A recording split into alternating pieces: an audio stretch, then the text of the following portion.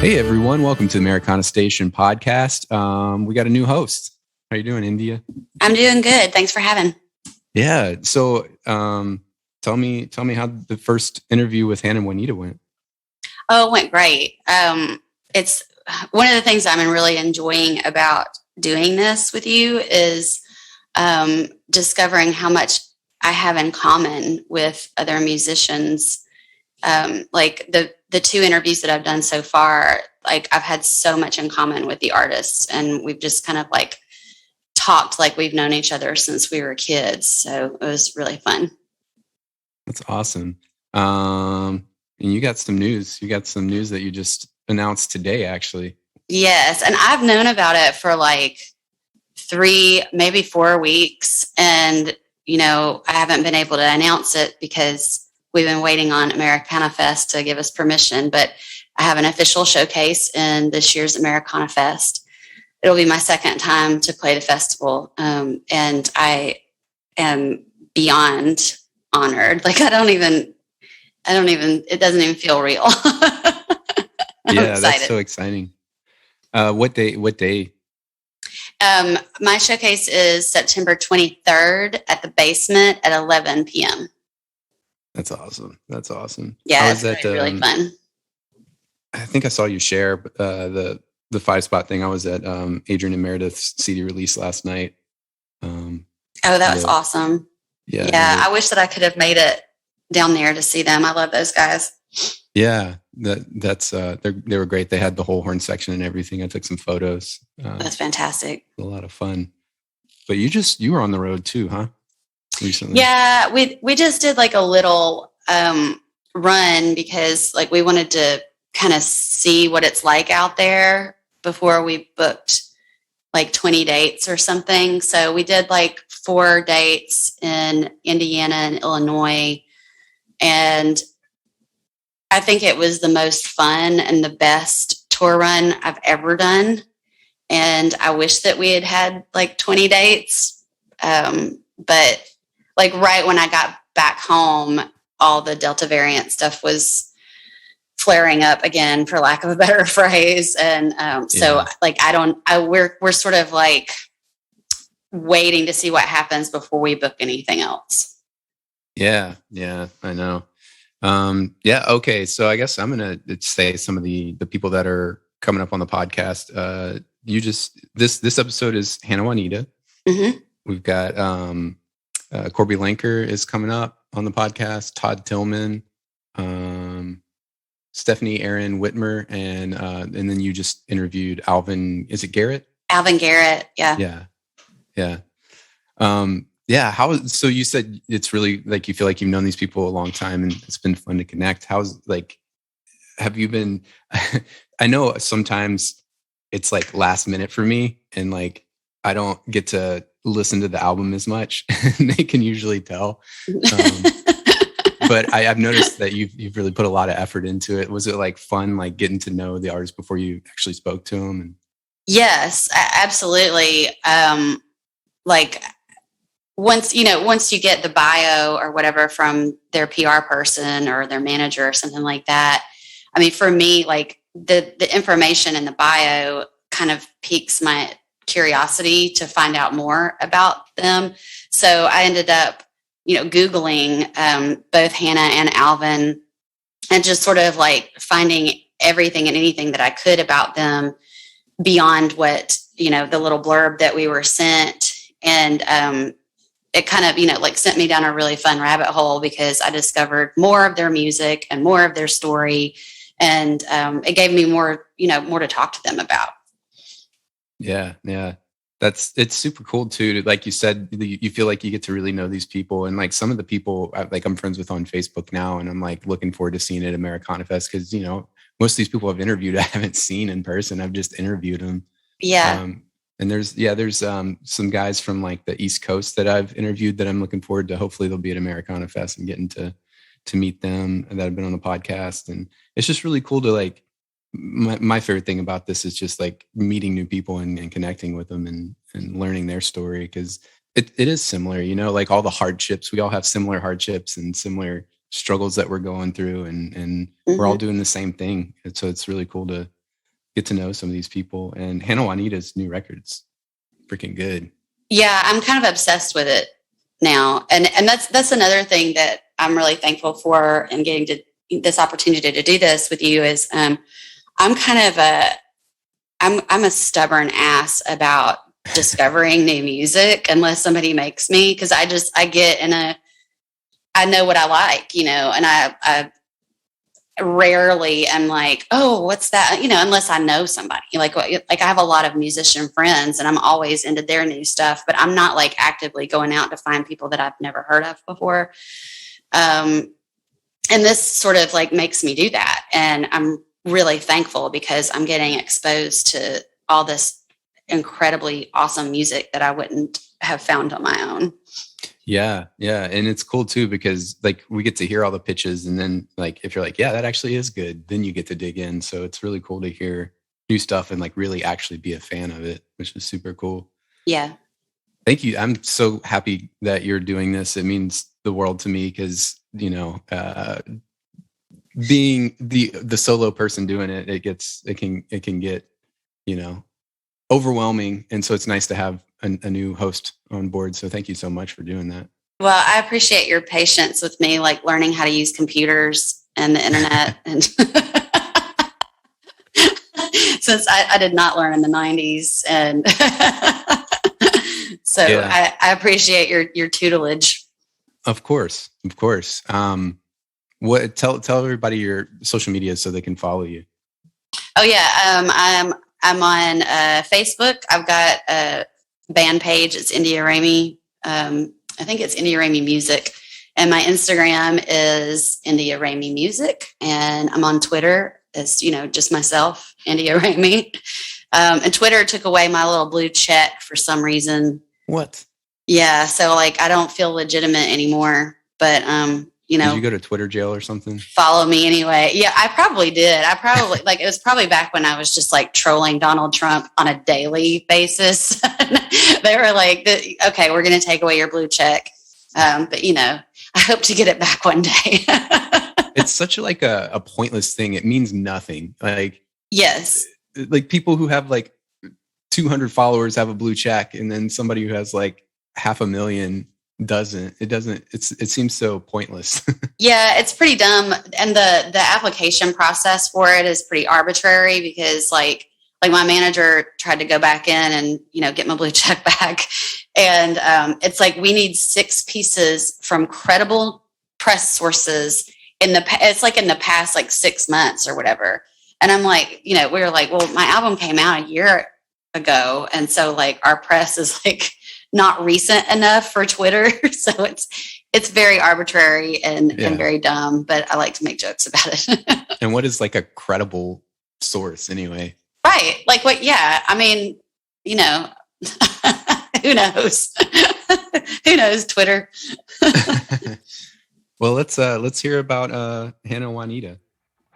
Hannah Juanita is a force of nature.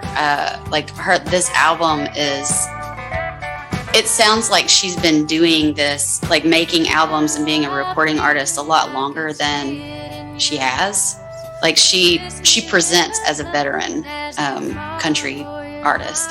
And she's got like a really confident, self-realized quality about her that I really admire a lot. And at the same time, she's like some girl that I went to high school with, like she's like somebody that I grew up down the street from or something like that. And she's got like I told her in our interview that she has such an ability to write very well and very structured and very studied, but at the same time she knows when to kind of drop that perfectionist ball and just let the phrase or the term just kind of flop out there and just like in pure honesty. And that's something that I really admire about her writing.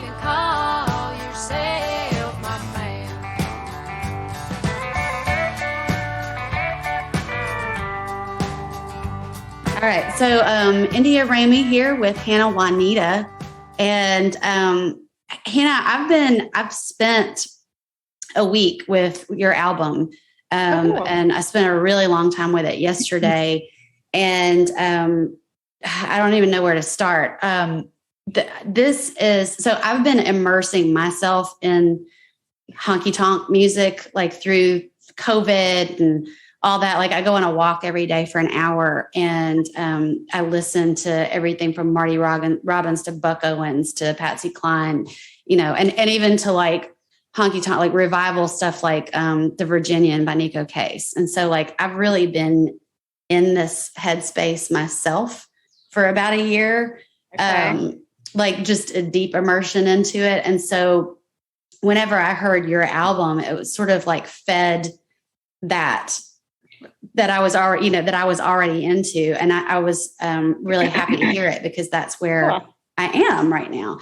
And what I love about it too, it's hard for me to figure out where to start. Like I love the whole sound of it, but one of the things that I really love about it is how honest and fearless your lyric writing is. And you're doing this modern narrative to this really old time sound.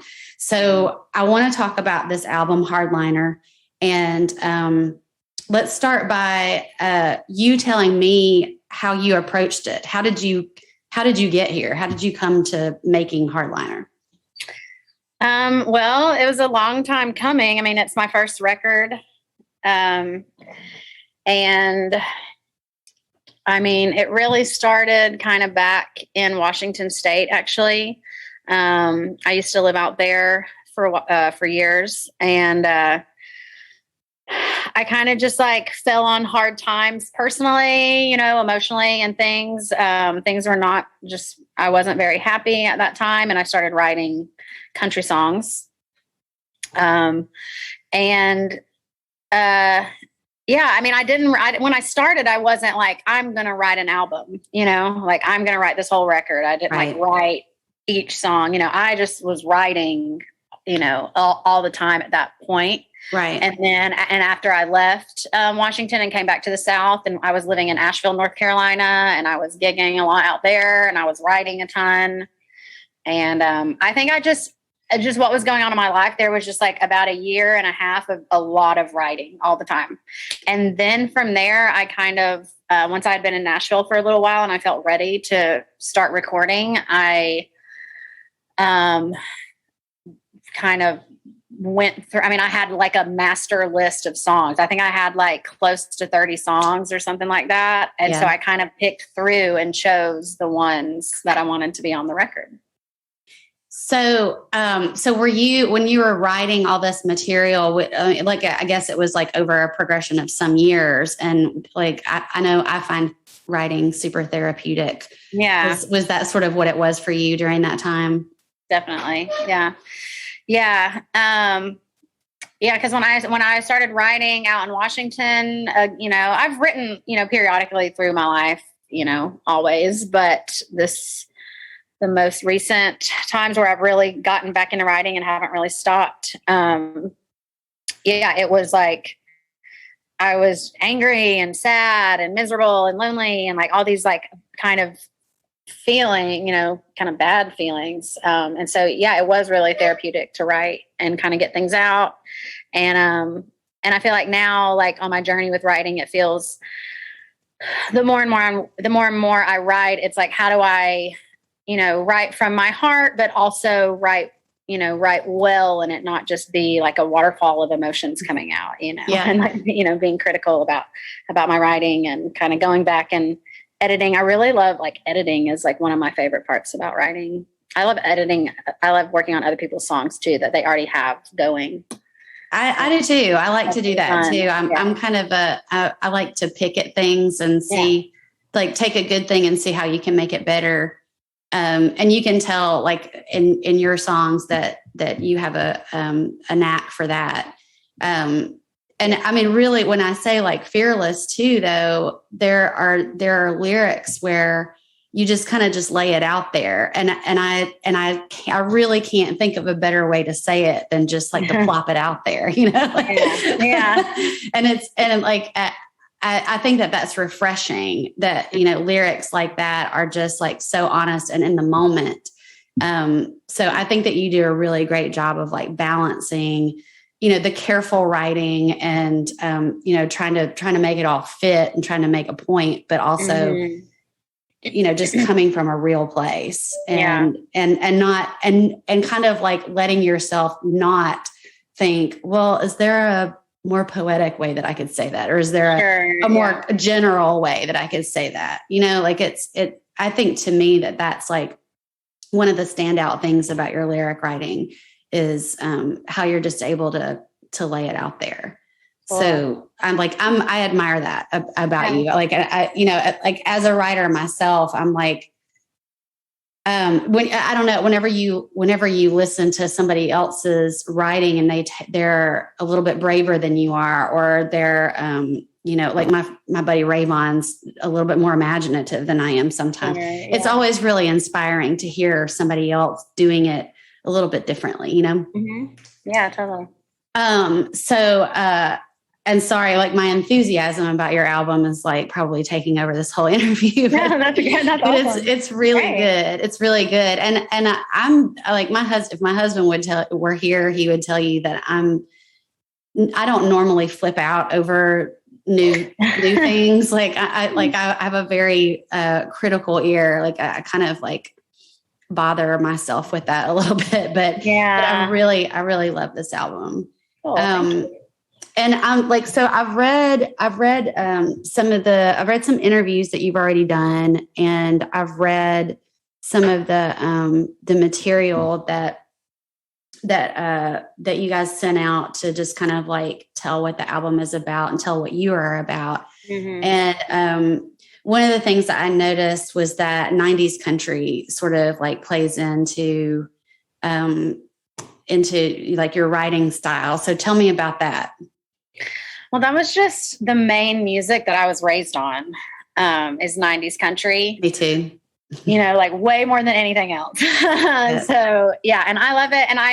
So it's almost like I can't really even help it. It's just in there, you know, and like, I feel like, you know, Natalie from the Dixie Chicks or the Chicks now, and, you know, Martina McBride and Shania Twain, you know, it's like those, I feel like they're who, you know, taught me to sing originally, you know, and like, just belting it out with the 90s country was a big part of my childhood.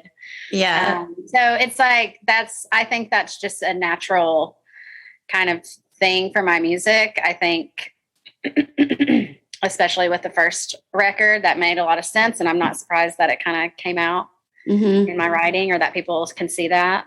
Was 90s country like when I grew up in Northeast Alabama, so kind of close to Chattanooga, like Lookout Mountain, Sand Mountain kind of area. And so like it seemed like, you know, the only radio stations you could get were like either classic rock or country. Yeah. And was it that way for you? US 101. Yeah. Yeah. Yeah. That was the only radio. Yeah. That was the one radio station. It was like the best country radio station. And then the rest was, like rock, and also like contemporary Christian radio was definitely there. And so, I feel like it was like contemporary Christian, rock, and country. And Shania. Any man I'm Yeah, I get it. So what made you leave Chattanooga? I mean, I think just like my curiosity, you know, in general, like my whole family's from that area. I was born and raised there, you know, my whole life.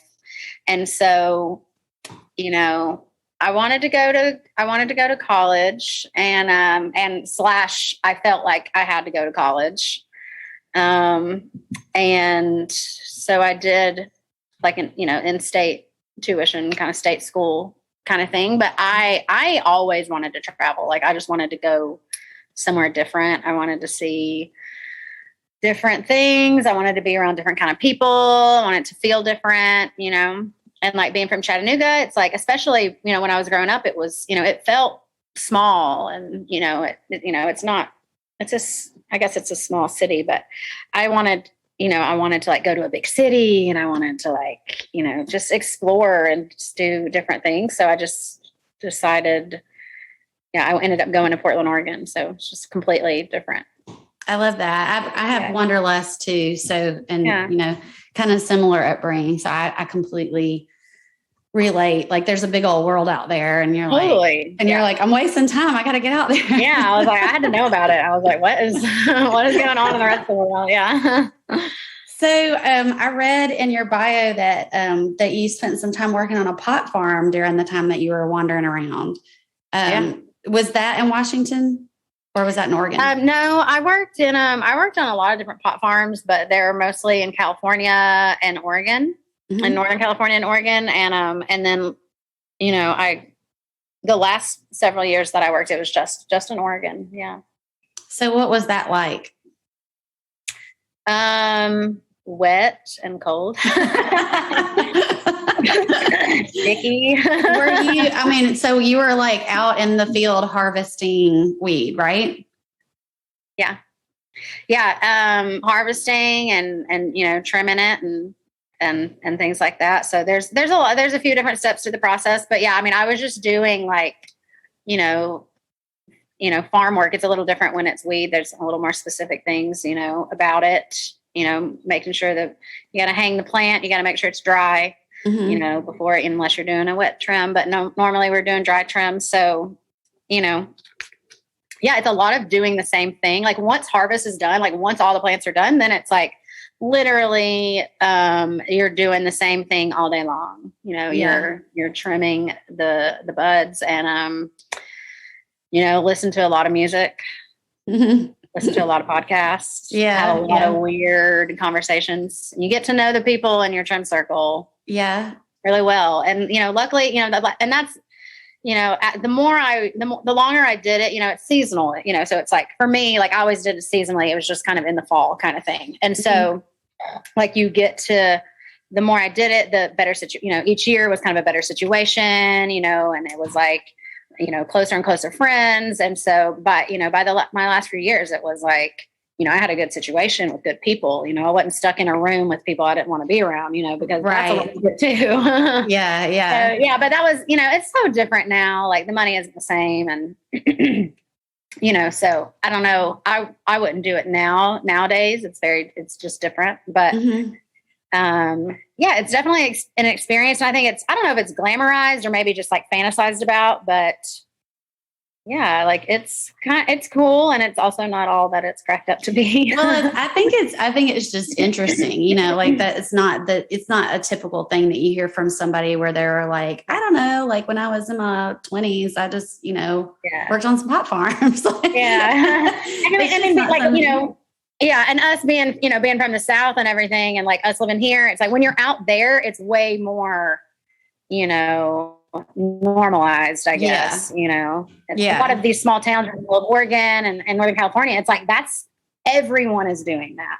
Like it's weird if you're not doing that. Yeah, like my mom, when my mom was getting married to my dad in Silver Creek, Georgia, she wanted to make a bunch of money so that she could buy like, these fancy things from Frederick's for her trousseau. And she went and picked cotton, all fall at so-and-so's farm down the road, and picked cotton. So like, I imagine like that was so normal back in the day. Right. And it sounds like it's just the same thing like out West. It is. And a part of it is like the seasonal thing and the immersion factor where you can like, excuse me, you can kind of buckle down for a period of time and like work your ass off. And then you end up with like a bunch of money at the end of it to last for a while.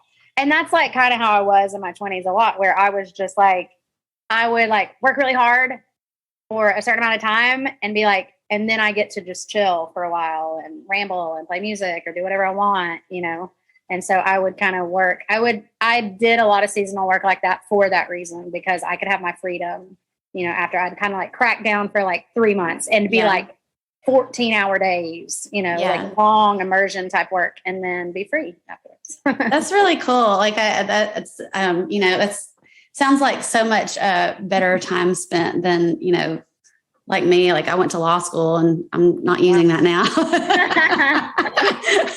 I should have done that. We should have been friends. Yeah. So I'm reading too that you learned to play guitar at 13. Yeah, I just wanted to start taking lessons. I don't know. That's awesome. Yeah, looking back, I have no idea like what really made me want to start doing that. I wasn't really in much of a musical family. My grandfather kind of played. He did play. I remember on Sundays him after lunch, like him picking the guitar and stuff. But we never played together. It was after he passed that I started playing, and I have his guitar that I learned on, which is pretty cool.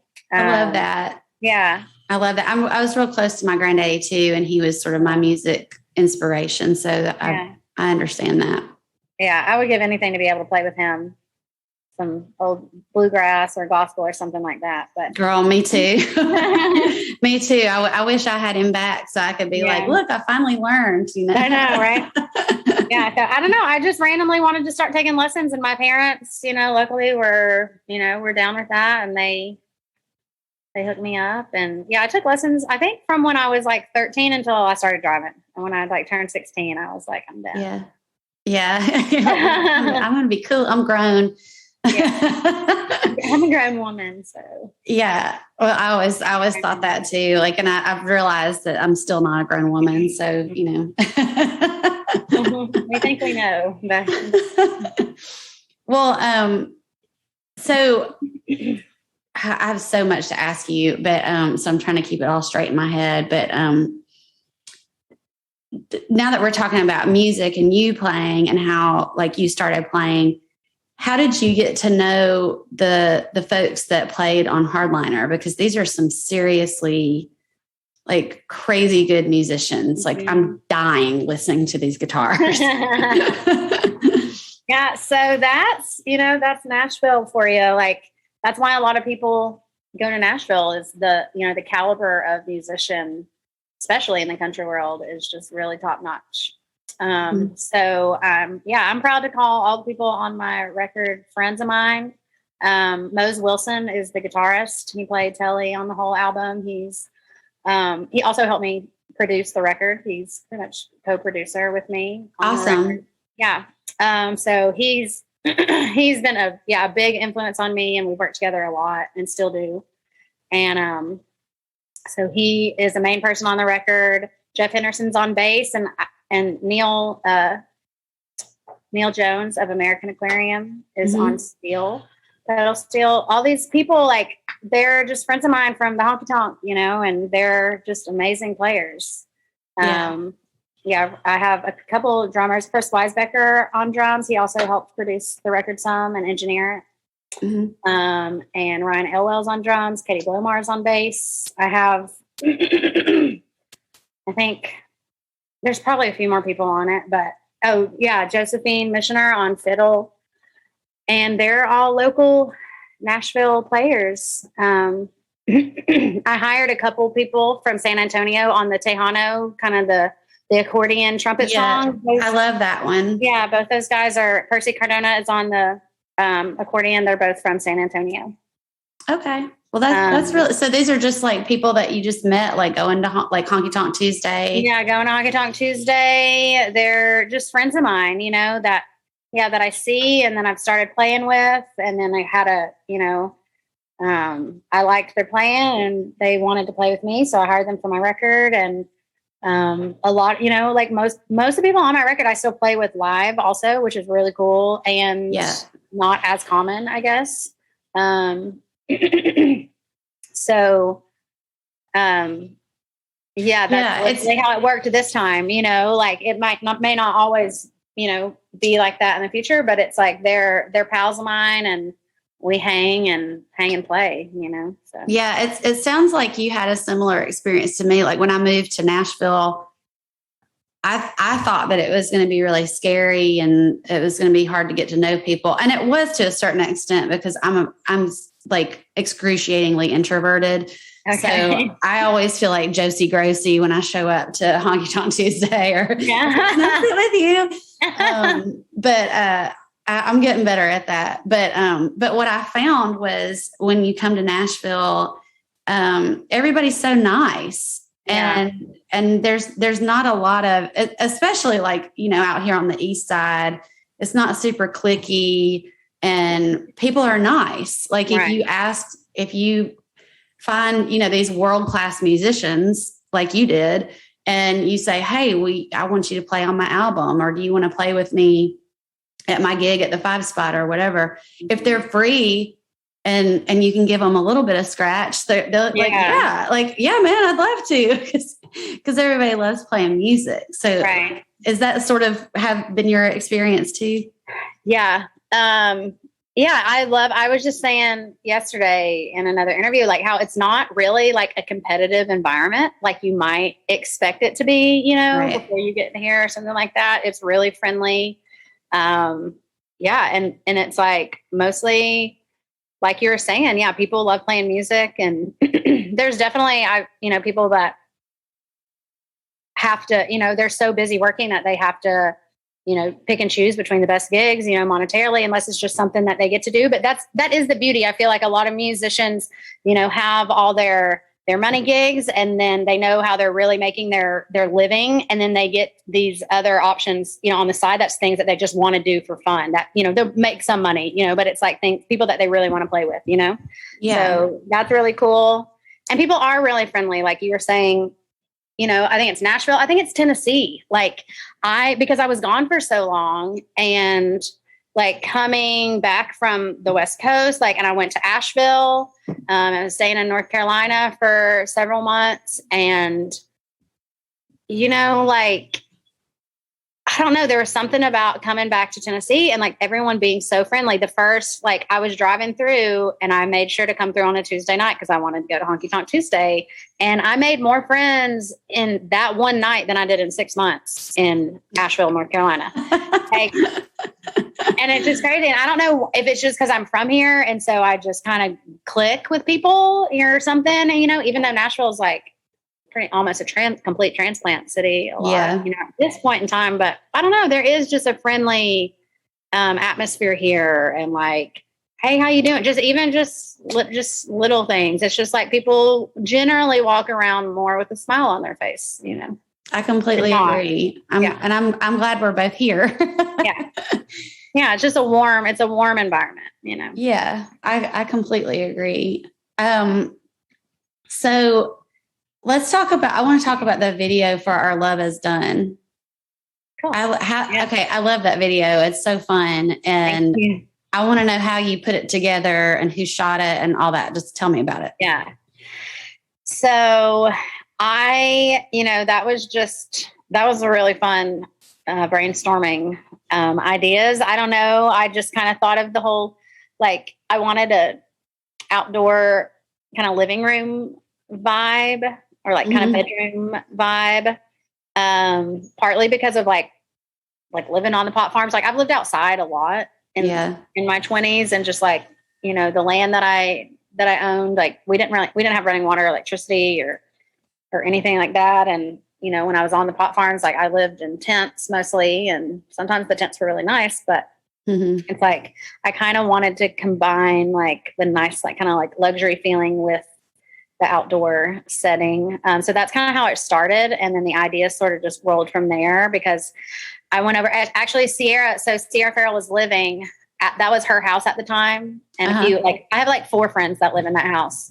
And I remember going over there for the first time and seeing the trailer that was already there in the backyard. And I was like, this is where I want to shoot the video. Oh, that was already there. That was already there. The what we called the hillbilly hot tub, that big galvanized. I think that was already there. It was upside down and had, I don't know what they were doing with it, but we had to patch it up. We patched it up with duct tape because it was cold. And I'd had that on my list for days of I've got to figure that out. I got to figure out that hole. And then if we got to the day of and we hadn't done anything about it, and I literally had some leopard cheetah print or something, duct tape, and patched the hole up, and it held, and it was great. And that totally works if you ever need to do that. That's awesome. And so these were all the girls in the video. They're all just buddies of yours. They're all friends. Yeah. Friends and dancers. A lot of people that I know from, going to the Legion or going to the local before, when, Timbo and Chris Scruggs were playing there a lot, and we'd go and dance. And So they're like dancing buddies, a lot of them, and fellow musicians and things like that. And yeah, just my close girlfriends. And yeah, so I just wanted it to be like women kind of commiserating a little bit together, and for it to be silly and fun and kind of sassy. And yeah, so that was shot by Michelle Kowalski. Mm-hmm. Her company's called Killer Kowalski Productions, and she's always been based out of New Orleans. She's actually based out of Nashville at the moment. I think she's doing kind of both Nashville and New Orleans a lot. And I've shot a couple music videos with her. She works with a lot of different people. She tries to work with mostly women just because she wants to. And yeah, that was one of the best days of my life for sure, is how I like to remember it. It was really fun. What I like about it too is, like, once again, it's very honest, because, like, you know, I don't know if most guys know this, but like when a gaggle of girls gets together and we start getting a little bit lubed up with some alcohol and stuff, like, you know, shit gets dirty and gets wild, and the conversation gets filthy, and you know, like, there's not a lot of good manners floating around at one of those all girl pool parties, and that's why they're so fun.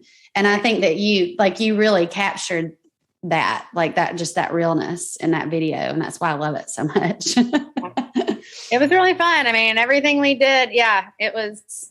You know, we were pretty wasted by the end of it. I bet. I did one like that too, where I did a backyard party with my friends. And that was probably the drunkest I've been in a long time. So, you know, it was all worth it. Yeah. Yeah.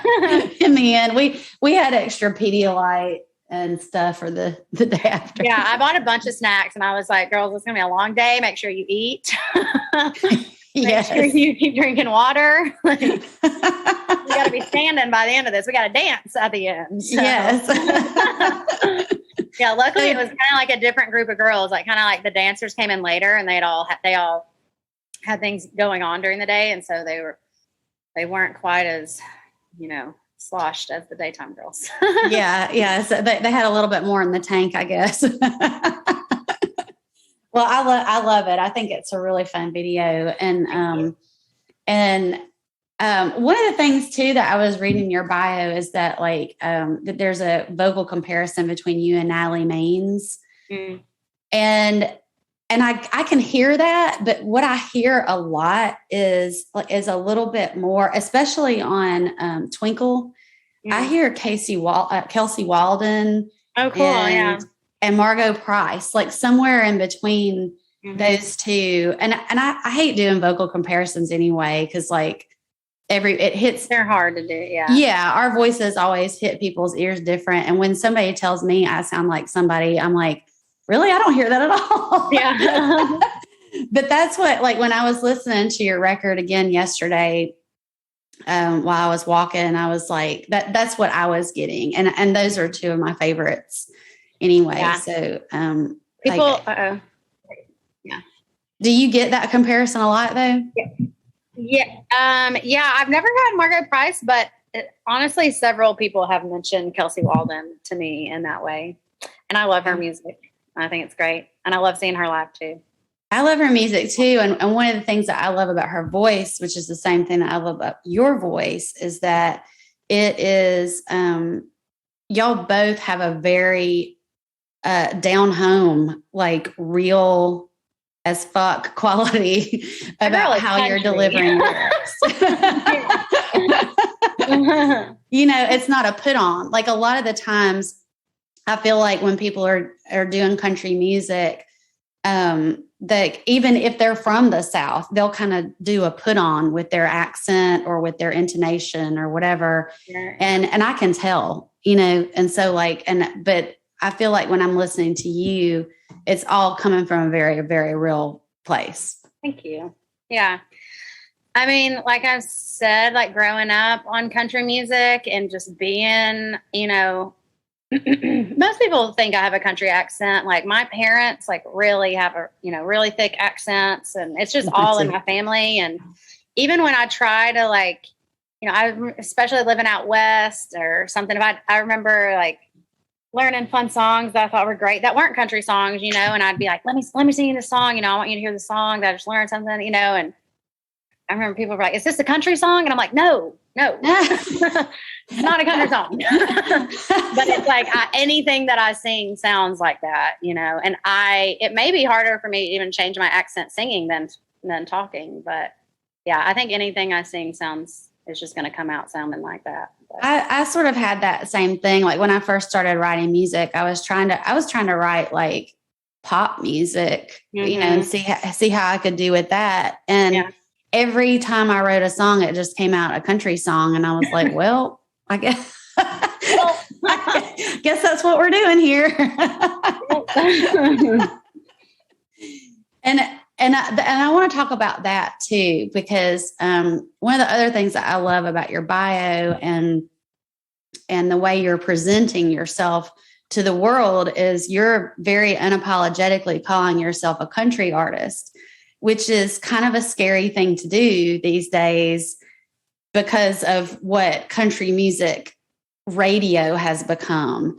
And as a performer and an artist myself, like, I throw out, like when people are like, well, what kind of music do you do? I throw out like 9 different things. I'm like Americana or alt country or country and, dark country or whatever. So let's talk about that. Let's talk about what it means to you to just come right out and say that you're a fucking country artist and not apologize for it. Yeah. I mean, some, definitely in person though, like if sometimes I'll tell people I'm like country artist and they'll like get a look on their face and I'm like classic. I use the word classic country a lot. Yeah, I do too. Because I think that kind of encompasses, like maybe a lot of those words that you were just saying. It's like classic. It's not, and they're like, not the stuff on the radio. I'm like, not like on the radio.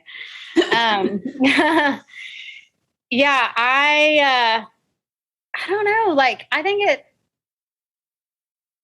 it just has to do too with like I think it's beyond country music. I think it's like the state of music in general. Yeah. Like it's like the quality can be so low in the mainstream. Not just in country, or I mean, it's just like a lot of pop music. Pop music is really popular. It's like everywhere. Rock and pop. Everything is rock and pop, Yeah. So I think it's just like, real Americana, real American music, roots-based music is just maybe for a deeper listener, and I think that we're gonna, hopefully we're leaning towards like a renaissance in that area where, people are wanting real soulful music, not just like whatever's on the radio. People want to go deeper. They're like, as much as an artist, we can hate on Spotify for not paying us any money for streaming and whatnot. It is, opening, maybe it helps people find new music. YouTube is the same, where we can kind of dig deeper and find, what we really want to hear that like speaks to our hearts and to our souls, and not just the pop thing. So I definitely, as much as I'm like, I am a country artist, my music is country, country music. And that's what I like to write and play. I also just want to try to be good quality roots, Americana music that's, that has some depth to it, hopefully, and has some really great players, So one of the things that like has sort of been, I'm just curious if we're same-minded about this. One of the things that's sort of been pissing me off lately is whenever somebody like yourself, like when you do a country album, like you've made this great country album with all of these wonderful honky tonk sounds and guitar tones and rhythms and things like that. People want to call it a throwback. Mm-hmm. And like, that pisses me off because I'm like, why do we have to take these sounds and these tones and put them in a time capsule and bury them in the fucking ground? And say they're gone. I wonder how you feel about that since I have unabashedly told you how I feel. Yeah. I mean, I think some people have said that about my record, that it's a good throwback record and it's like good for people that like going to the Legion and American Awards and things like that. And I mean, I think that can be true. I think that people definitely associate, the twang, I guess, and like the sound of the pedal steel with like an older sound, Mm-hmm. And maybe that's just taste. Like, I like that sound, Right. I like that sound and I want to continue using that in my music, and I mean, does it piss me off? I don't know. I just feel like I can't even, I can't even let it, I can't worry about it, I think anytime something gets compartmentalized like that, especially it's when frustrating, art, for sure. Yeah. Yeah. Like I get real pissy with it because I'm like, I don't understand why these sounds have to exist in just one certain time. Like they exist very much for me and for you right here today. Where we're sitting. And so like, I don't know, like I like when I read that sometimes in reviews about other albums, I'm like, what, why do we got to throw out the throwback? Right. Yeah. I like to think of it more as like, maybe it's more like a comeback than a throwback. Yeah. There you go. There you go. I love that. Well, the world is really weird right now. Like we were talking about before we started recording, I've been calling it the Delta Blues. Yeah. Is making everybody sick again and all that crap. But so I almost think that this next question is probably not fair, but I have to ask, are you working on any tour plans, or are you going to get out in the world? Have you been out in the world playing? Yeah, I've been out in the world. I've been playing mostly in the Southeast and in Nashville. And so in September, I've got some more Southeast states like this month, at the end of this month. And then in September, I'm going to play in Merlefest in North Carolina. Oh, cool. And then I've got in Alaska, I've got like 2 weeks in Alaska, I'm playing a festival out there and then doing some kind of local, bar run tour. And then I've got a show I'm excited about in Kentucky, also at a new venue that I'm really stoked about. And I'm more for this fall and like this winter, I'm more getting back into the studio. Okay. So I feel like I played a ton of shows this summer and I'm kind of winding down. September is going to be really busy, but after September, I'm like slowing down quite a bit. I have like a Florida run in October, but I think that's about it. And, so, I have some songs that I know I'm going to go, I think I'm going to record an art and like a shorter EP. And, I'm kind of writing right now and in prep to get back into the studio this fall. That's awesome. That's awesome. And also, Hardliner was put out in June. Is that right? Yeah. And it's doing really well. Like it hasn't been out long and it's doing really well. Like congratulations. Thank you on that. And and it's going to continue to do well, I'm sure.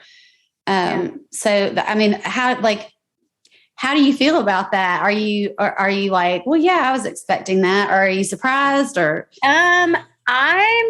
I'm really happy actually. I think it's done better than I expected. I wasn't sure. I feel like when I was releasing singles,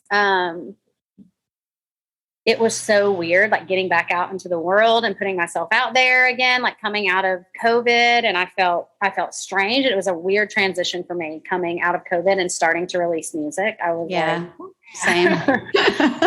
This is weird. And I felt like almost like nothing mattered. Like it felt really weird. Like it felt like I don't care. No one cares. Like what's going on? Like, I don't know. It felt really strange. But then like after, releasing the record, like, and kind of before that, I was like, had kind of made it through my transition, I feel like, and started feeling really great. And then Our Love Is Done got put on the Indigo Spotify playlist. So I got selected for one of the editorial playlists, which is for me was kind of one of my goals. Like, it's a really helpful to get new people to hear your music, that are like beyond my sphere, my sphere that I'm already kind of in, and people that already know my music. So that's been really helpful and cool, and up in my streams and things like that. And I'm really happy. Yeah. That's great. That's great. And to everybody who's listening right now too, if you haven't already done it already, I want to encourage everybody to follow Hannah Juanita on Spotify, because like people don't realize how important it is to get follows, as far as like what labels look at and things like that. So I've been trying to encourage everybody to not only go listen to these artists that I love, but to follow them as well.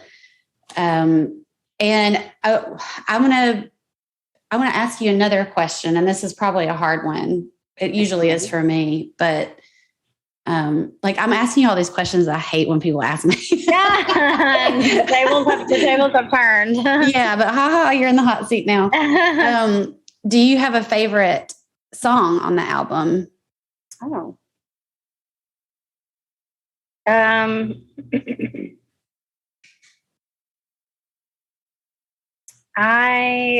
It's kind of changed like throughout, recording and finalizing it all.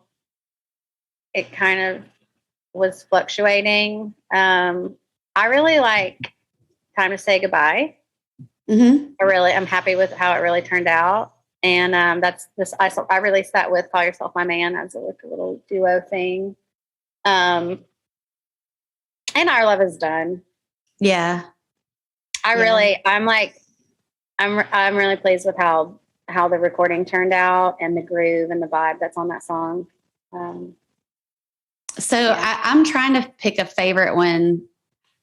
And maybe I've spent like, several weeks with the album, but, cause I like them all, but one of them that keeps like coming out to me as sort of like the one I keep going back to is Call Yourself My Man.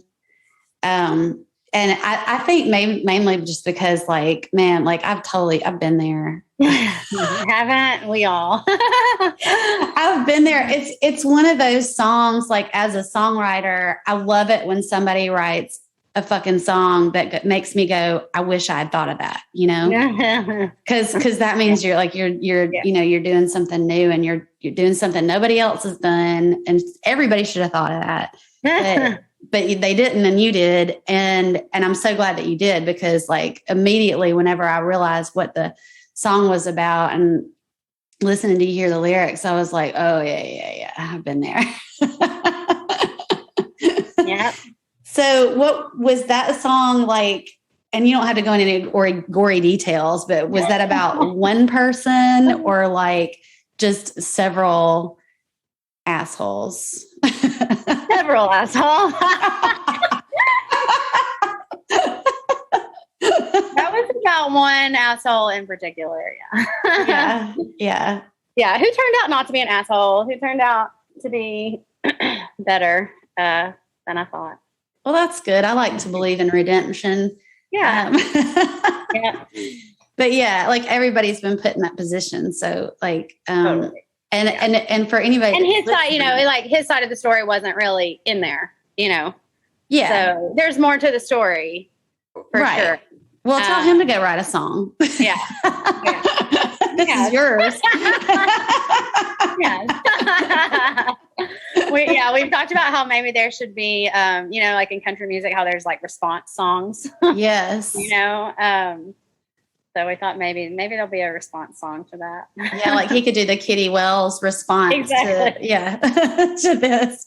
I think that's fair. You get to have your say, he gets to have his, but but no, I really appreciate that song because I know what that feels. I know what that feels like, and that's awesome. I like those kind of like it's a little bit of like a little bit of an anthem song,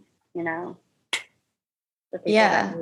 And I feel like it's so relatable. And that's another thing that I like about your music, because sometimes whenever people tell me that I need to write more relatable stuff, it makes me recoil because I'm like, I'm like, you know, I'm weird and all this, and I don't know, like, and I don't know if, you know, how to do that. And if I do What's it, relatable. What?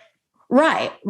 Exactly. What are other people thinking? I don't know. Like, yeah, exactly. So I'm like, I got to do me.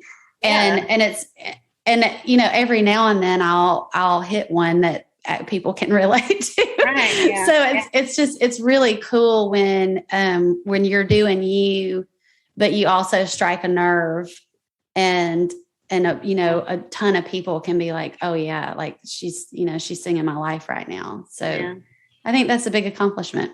Thank you. Well, I think that our time is up, and I was worried that I wouldn't have enough to talk about. No. Yeah, you did a great job. Well, thank you. And I've enjoyed getting acquainted with your music, and I've enjoyed getting acquainted with you. And I hope that we'll meet in person at some point. I think it's weird that we haven't already. I know. Yeah, totally. You do look familiar. It's because like I don't go out enough. My husband's always trying to get me out of the house, and I don't go out enough. And we're always trying to make it to Honky Tonk Tuesday, and something always comes up. But let me know if you're playing. Like, reach out to me and let me know if you're playing anywhere around, and we'll come see you. Yeah. And thank you for spending time with me today. Yeah, thank you. Thanks for being. Shout out to Daisy May on Hatco. They did some work on a hat for me. So I have enough t-shirts, but I never think that I do. So I'm literally the same. I was just in there last week, and I got them to fix my hat, and I bought a t-shirt. Yeah. Okay. Yeah. See, they have cute t-shirts too. So yeah. They do. I mean, why would I not wear this all the time? Well, thank you again for spending time with me, and thanks for this gorgeous album. It's inspiring, and it's very. I feel like it's, kind of what the world needs right now. So yeah, cool. Congratulations. Thank you. All right. Have a good day. Okay. Bye. Bye. Thanks everybody for listening, and be sure to go and rate and review the podcast on Apple Podcasts or Stitcher. Up next will be Alvin Garrett. You tell me how much you want me. You let me know when you're thinking of me. You can't wait to tell me how bad you think I am. Well, honey, that's funny, 'cause you won't even call yourself my man. But you call me every night on the phone. You like to kiss me one more time before you hit the road.